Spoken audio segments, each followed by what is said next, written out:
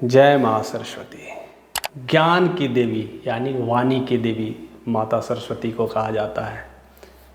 माँ सरस्वती से हमें क्या क्या चीज़ें सीखने को मिलता है। हमें पूरी जगत को समझने, पूरी जगत को जानने और पूरी सृष्टि को जानने का जो ज्ञान है माँ सरस्वती से ही मिलता है। पूरी दुनिया में आपको कुछ भी करना है, लाइफ में आगे बढ़ना है, पढ़ाई करना है, बिजनेस करना है, हर क्षेत्र में अगर आपको आगे बढ़ना है तो माँ सरस्वती को भूल करके आगे कभी भी नहीं बढ़ा जा सकता। माँ सरस्वती के बिना पूरी दुनिया अधूरी सी लगती है। आपको हर पग पग पर ज्ञान की ज़रूरत है, आपके हर पग पग पर वाणी की ज़रूरत है। यही वाणी, यही ज्ञान आपको अंधकार से प्रकाश तक का रास्ता देती है। तो हम कैसे माँ सरस्वती को भूल सकते हैं।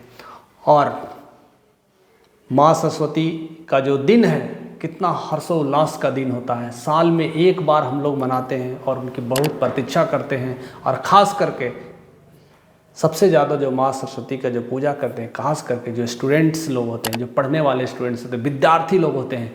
लेकिन मैं यह मानता हूँ कि यह हर किसी को करना चाहिए, हर व्यक्ति को करना चाहिए, चाहे वो स्टूडेंट हो, चाहे वो बिजनेसमैन हो, चाहे वो पॉलिटिशियन हो, चाहे वो इंजीनियर हो, चाहे वो डॉक्टर हो, क्योंकि ज्ञान और वाणी को ज़रूरत हर किसी को है। इसलिए हमें सबको उनको याद करना चाहिए। यह पर्व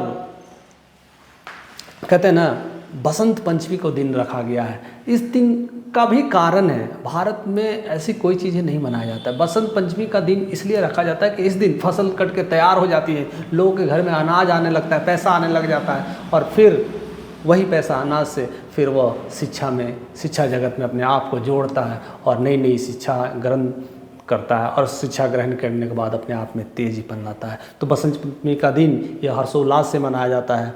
अब इतनी हर्षोल्लास से मनाते हैं तो माँ का जो प्रिय चीज़ है उसे हम कैसे भूल सकते हैं। तो उनको सफ़ेद वस्त्र पसंद है और येलो वस्त्र पसंद है, तो हमेशा येलो वस्त्र और सफ़ेद वस्त्र पहन करके पूजा पाठ करना चाहिए।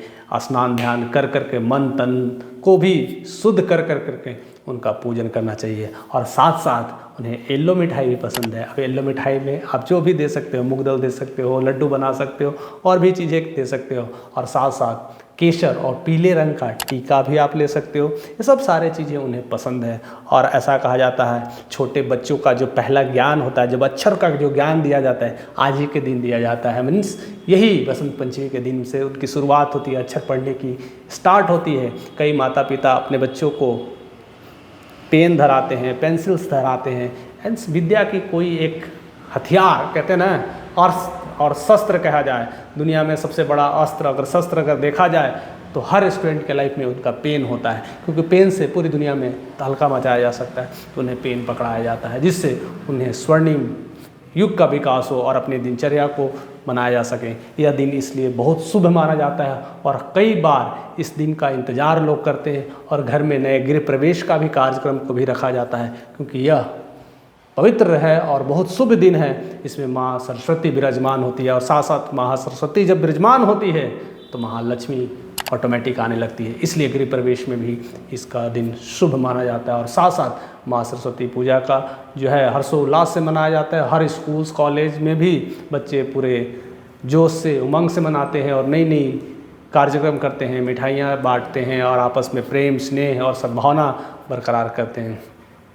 और क्यों न करें, क्योंकि साक्षात ब्रह्मा जी के मुख से निकली माँ सरस्वती जो है, तो इन्हें कैसे भूल सकते हैं। तो इसलिए यह पर्व हर्षोल्लास के साथ हर लोगों में मनाए और उनकी सारी पवित्रता को ध्यान में रखते हुए माँ शारदा को नमन करते हुए अपने दिल में भी वैसी वाणी का विकास करें और वैसी वाणी लाएं और वैसी विद्या ग्रहण करते रहें। तो माँ सरस्वती के साथ ऐसे ही बने रहिए और उनसे आशीर्वाद लेते रहिए।